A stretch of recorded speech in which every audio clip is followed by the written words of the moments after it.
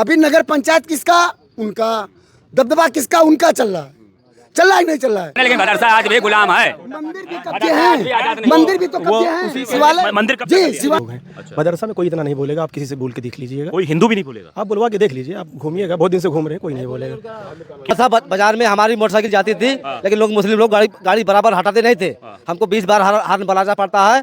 अभी तो बोल रहे थे कैमरे बोलो ना, बताओ क्या बात बता रहे हो? क्या बताओ डर रहे हो क्या? डरना नहीं चाहिए। डर रहे हो क्या? नहीं हाँ तो बोलो ना। अभी तो बोल रहे थे मैं वहाँ कैमरा चला था, बोल रहे थे, बोलिए। डरते हैं क्या? मालूम नहीं है। डरते हैं क्या? मालूम नहीं है। हाँ? ये डर है क्या?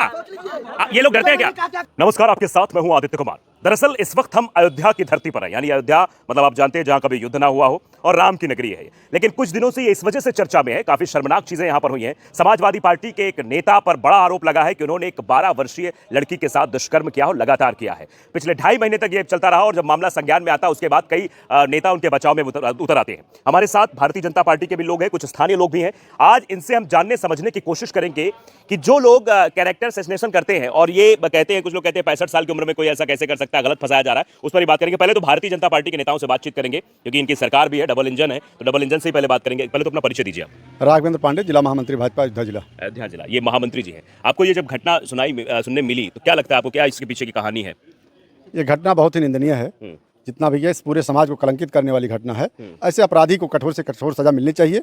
जो महंत योगी आदित्यनाथ जी की सरकार, कानून की सरकार है, वो अपना काम कर रही है। अच्छा, इनके परिवार वाले, इनके पड़ोसी ये कहते हैं कि वो तो निर्दोष है, बेवजह से एक राजनीतिक जो है दोषी बनाया जा रहा है, राजनीति के तहत उसको फंसाया जा रहा है। परिवार या समाज के लोग चाहे जो बात करें, लेकिन जो पीड़िता है उसके बयान पे पुलिस अपनी कार्रवाई कर रही है, किसी अतिरिक्त के बयान पे नहीं। अच्छा, उसके अवैध निर्माण पर अभी बुलडोजर चला बाबा जी का, तो क्या प्रशासन और भारतीय जनता पार्टी की डबल इंजन सरकार होने के नाते भी अभी तक ये नहीं पता लगाया जा सका था कि वो इस तरीके से अवैध निर्माण कर रहा था, इस तरह से उसका रुतबा चल रहा था, ये सब कर रहा था? नहीं, ऐसी बात नहीं है। कानून अपना काम कर रहा है और जब कोई शिकायत होती है तो वहाँ पे कार्रवाई होती है। किसी ने कभी कोई शिकायत की नहीं थी, तो जानकारी जब पैमाइश हुई तो अवैध निकला तो उस पर कार्रवाई हुई। आगे क्या रणनीति रहेगी? क्योंकि अयोध्या लोकसभा चुनाव में बड़ी हार मिली है भारतीय जनता पार्टी को, क्या रणनीति रहेगी? अभी आप मीटिंग कर रहे थे, क्या कुछ मीटिंग का एजेंडा था? देखिए, भारतीय जनता पार्टी राष्ट्रवादी पार्टी है जो राष्ट्र के बारे में ही चिंता करती है। भारतीय जनता पार्टी और पार्टियों में डिफरेंस है। भारतीय जनता पार्टी कहती है हमारे कार्यकर्ता के लिए सबसे पहले देश है, फिर पार्टी है और फिर उसका व्यक्तिगत काम है। और पार्टियां कहती हैं पहले उसका व्यक्तिगत काम, फिर पार्टी, फिर देश। अखिलेश यादव पर क्या कहेंगे आप? अखिलेश यादव क्या कहें हम, ना उनकी कोई पार्टी है ना कोई उनका विचार है। अच्छा जी, वो प्राइवेट कंपनी चलाते हैं, वो चल रही उनकी। अखिलेश की प्राइवेट कंपनी है वो। जिस परिवार के 6-6 लोग, 5-5 लोग संसद में बैठे हों, उसमें आप लोकतंत्र कहेंगे? क्या लोकतंत्र की यही परिभाषा? और यादव नहीं थे समाजवादी पार्टी में जो सांसद बन जाते, सिर्फ उसी परिवार के लोग योग्य हैं सांसद बनने के। ये बताइए, अखिलेश ने जो ट्वीट किया बड़े कॉन्फिडेंस के साथ किया कि डीएनए टेस्ट हो जाए, जो दोषी उसके ऊपर कार्रवाई हो, तो लगता है कि जो है अखिलेश बचाव कर रहे हैं मोहित खान का? मोहित उनके संस्कार में है। माननीय मुलायम सिंह यादव जी आज से दुनिया में नहीं है। उनका भी एक निंदनीय बयान आया था कि जवानी में अक्सर गलतियां हो जाती हैं, उसी की पुनरावृत्ति कर रहे हैं अखिलेश जी। जवानी में नहीं हुआ ना? नहीं, अखिलेश जी उसकी पुनरावृत्ति कर रहे हैं, जो आरोपी को बचाने की बात करते हैं, डीएनए की बात करते हैं। अखिलेश जी जब मुख्यमंत्री थे कितना डीएनए टेस्ट करवाए थे जब उनकी सरकार थी? ऐसे आरोपियों के बारे में उनको सजा दिलाने की बात करनी चाहिए, बचाने वाली बात नहीं करनी चाहिए। अच्छा, ये भदरसा क्यों भारतीय जनता पार्टी से छूट जाता है? अभी बात हो रही थी मुस्लिम आबादी भी यहाँ कम है, हिंदू आबादी ज्यादा है, फिर भी भदरसा में भारतीय जनता पार्टी ना नगर पंचायत जीत पाती है, ना यहाँ से अन्य चुनाव भी जो होते हैं वहाँ से जीत मिलती है। नहीं, ऐसी बात नहीं है। इस भदरसा नगर पंचायत में कुल 18 वार्ड हैं, जिसमें हमारे 12 सभासद हैं, तो बोर्ड में बहुमत हमारा ही है। ठीक है, कुछ कारण से हम चेयरमैन की सीट नहीं जीत सके। क्या कारण रहा? जो भी कारण रहा उसकी पार्टी समीक्षा की है। अगले चुनाव में हम चेयरमैन भी जीतेंगे, ये हम लोग पूर्ण विश्वास है। अच्छा, चेयरमैन भी जीतेंगे। तो फिलहाल हम अयोध्या के मसले पर बात कर रहे हैं और भी कुछ लोग हैं। देखिए यहाँ पर बाबा जी हैं, अपना परिचय दीजिए जरा आप। राम सेवक दास, रनर चेयरमैन नगर पंचायत भदरसा भरतकुंड। अच्छा, आप इलेक्शन में थे? हाँ। हाँ। तो ये बताइए, इतना बड़ा कांड हो जाता है और अयोध्या जैसी मतलब कहते हैं कि ये देवभूमि कह सकते हैं इसे, यहाँ पर भगवान राम की नगरी है ये, और ऐसे कांड हो जाते हैं, इस पर आपको दुख नहीं होता या फिर क्रोध नहीं आता?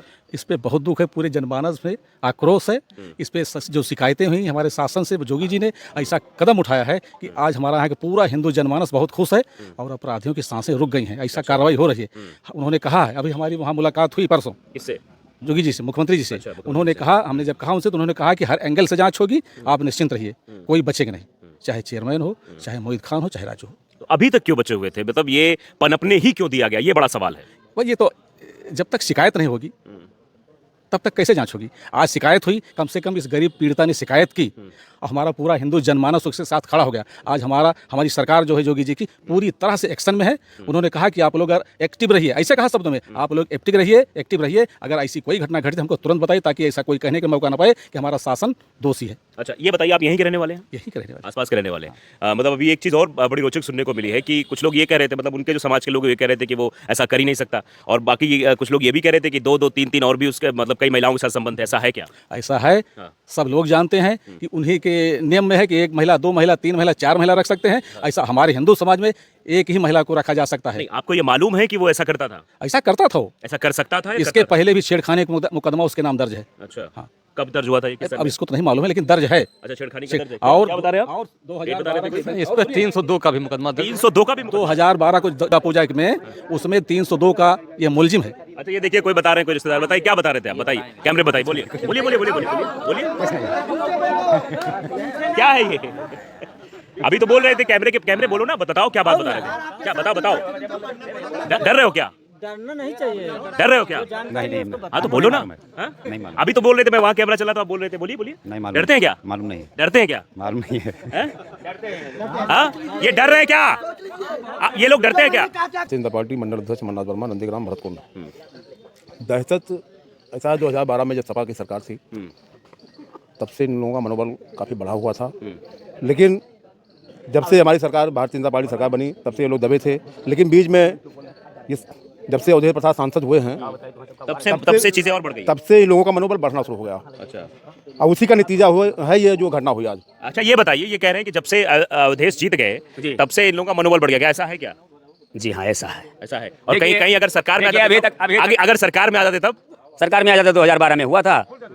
2012 में यही है। मैं इस समाजवादी पार्टी से पूछना चाहता हूँ कि कम से कम 100 लोगों को मुआवजा बांटा गया।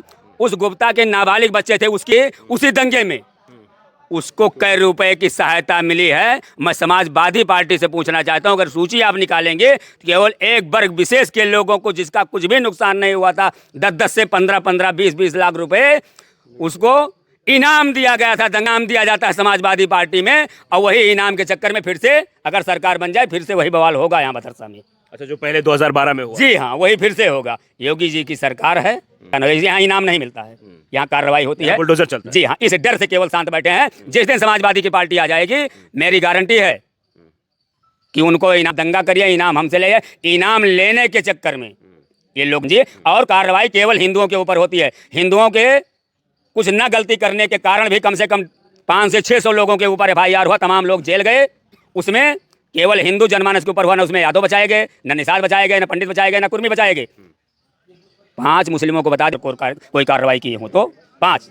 तो आप देख सकते हैं कि ये भदरसा के लोग हैं जो काफी आक्रोशित भी हैं, और ये राजू मोदलवाल है, इन्हीं की चर्चा कर रहे थे आप। आइए इधर, आइए इधर। घटना के एक दिन पहले अच्छा, जो आप बोल रहे हैं, जितने लोग बोल रहे हैं उसमें भदरसा का कोई नहीं है। जो विस्तार करने वाले हैं वो लोग हैं।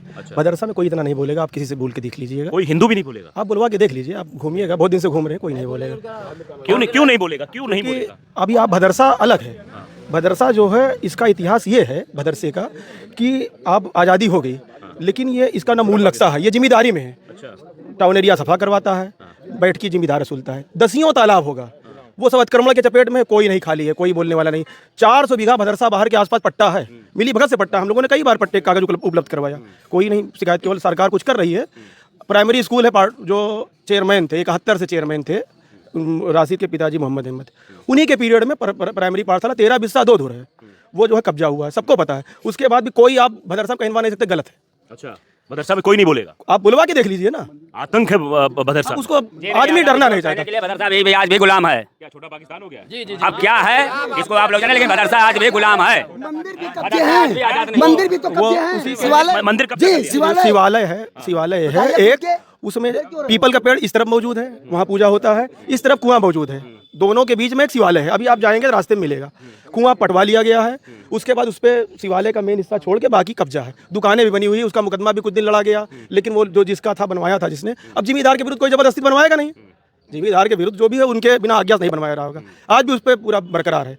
ऐसे ऐसे तमाम छोटी छोटी जितनी ज़मीन है, कहीं कब्रिस्तान कब्जा किए हुए हैं, कहीं तालाब कब्जा किए हैं। मदरसा में आपको खाली ज़मीन मिलेगी, 7 वार्ड था बताते, 14 बम्बलूस था, वो भी कब्जा है। सब एक पेपर पे लिख के जिम्मेदार दे देता है, उस पर जो ये लोग बनवा लेते हैं। आपके लड़के के साथ क्या हुआ था? मेरा लड़का है, उसी का एक दोस्त है, उसी मोहल्ले में पड़ता है जहाँ मोहित खां का परिवार है, उसी के पास मेरा लड़का गया था, उसके दोस्त पे कापी लाने गया था।